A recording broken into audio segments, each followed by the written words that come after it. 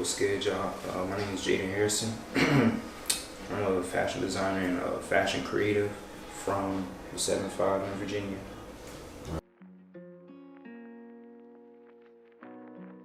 For real, like basically, I try to get into like film, like anything, like trying to combine fashion and film. And for the most part, I do some styling and some upcycling when I'm not like designing and stuff.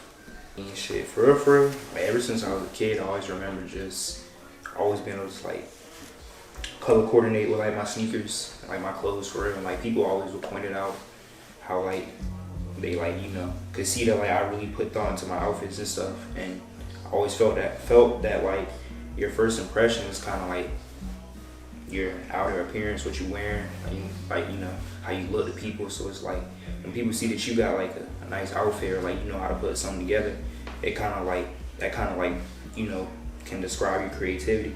Like people can kind of see like, oh, his outfit's pretty unique. So from like just off of that, it's like, dang, I wonder what like he's into, you know. I think for me mostly when it comes to like fashion and clothes, like I think what's like something that's more eye-catching to me, or like the most eye-catching to me, would be something that's like, you know, unique that not a lot of people have, but like it doesn't have to necessarily be based off like who has it. It's more so like when it's like a piece, I guess, it's kind of like the uniqueness, like what the fabric looks like, how it's like developed, what the silhouette looks like, you know. So like if I see like a fur jacket, it's not your common fur jacket, and somebody's rocking it in a way that like you wouldn't necessarily see someone wearing a fur jacket, that's something that would catch my eye, you know.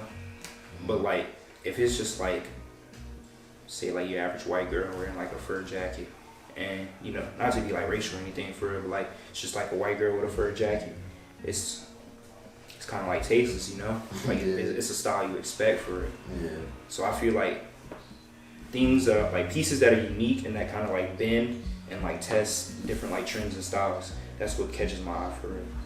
A little bit of everything, honestly. Like me and my homeboy that's running the brand, we kind of really just trying to combine, or I wouldn't say combine, but like really take streetwear and high fashion and like take them both individually like up a notch. Like, cause like personally, like I know that we are both fans of streetwear, and then we're also both fans of like high fashion, you know. So it's kind of hard to really pick which one to focus on. So instead, you know, two heads are better than one. We kind of just focus on both together. To an extent though, I don't want to like combine them to where they don't have their own identity, to where like the world sees them as high fashion streetwear, because then that's kind of like, it takes away from people that only identify in one group and not the other. I think personally, price normally should depend on like the production, how much it costs to like get all the fabric, the material, of course. Yeah, the time that goes into it and whatnot.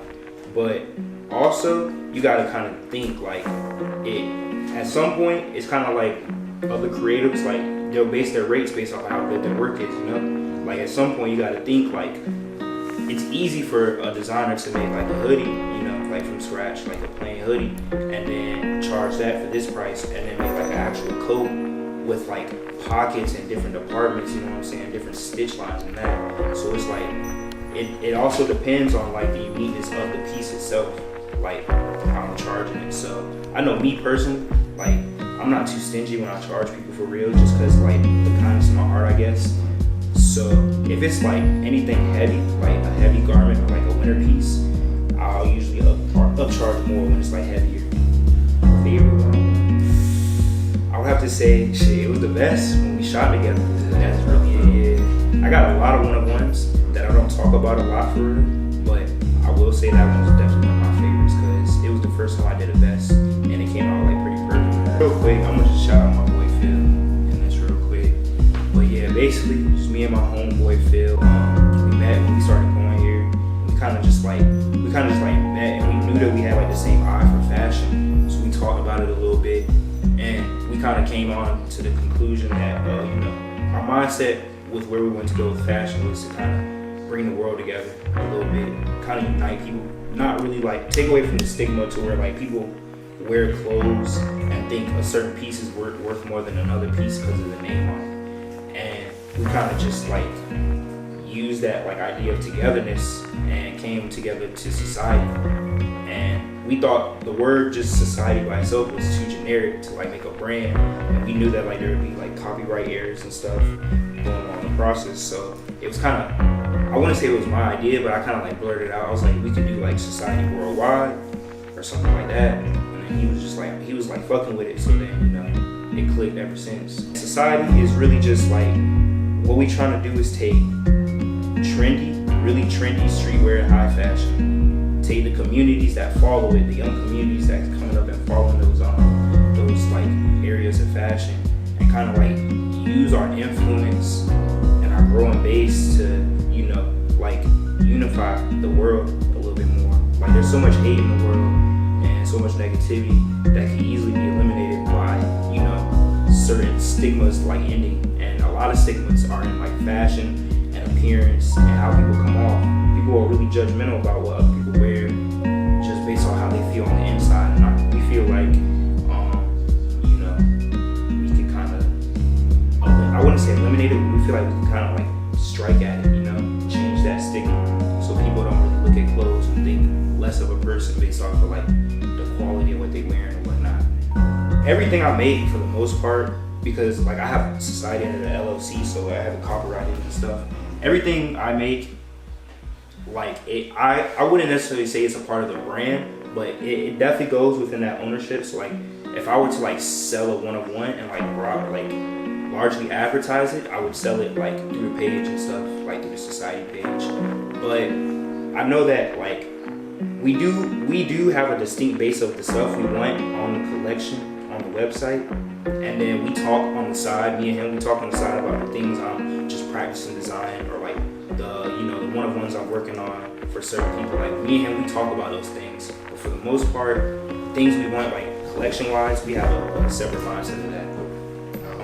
More into it. I don't want to like dig too much into our friendship, but it's kind of funny. We both are huge Travis Scott fans, huge Kanye fans, you know, huge Playboi Carti fans.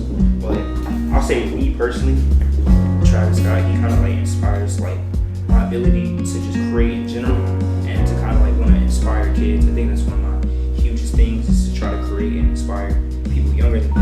And I feel like along with his music, like, you know, just turning me up and whatnot, I feel like the messages in his music kind of like teach me to just do everything I can to inspire the younger generation, especially creatively.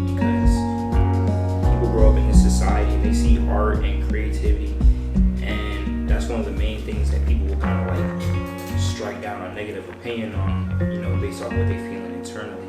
And kids need to learn that, like, honestly, they just need to learn to just eliminate negativity and, you know, ensue creativity. That's how you just make love. I mean, like, you know, create love in the world is just by creating in general. Personally, I've thought about this a lot, and I would have to say probably Playboi Carti, because like as far as rappers, he's one that I know he's pretty tall. He pulls off a lot of cool looks, so I know that the type of things I make, the style that they have, I feel like he'll be able to pull it off.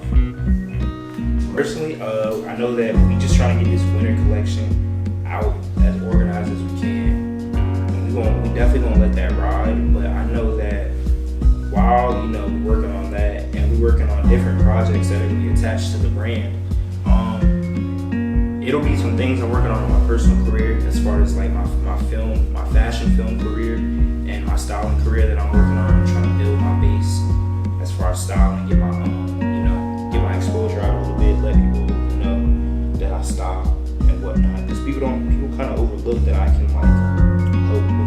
I wouldn't necessarily say help, but like I know how to like piece good outfits together. Like I'm really good at color coordinating, so when someone doesn't really see where an outfit can match, I can kind of like put it together for them. So, you know, these next couple of months I plan on definitely further developing my styling career. I appreciate y'all listening, if y'all are listening, and follow Society at Society Worldwide, and just know we coming out with some really hard pieces, so just stay patient.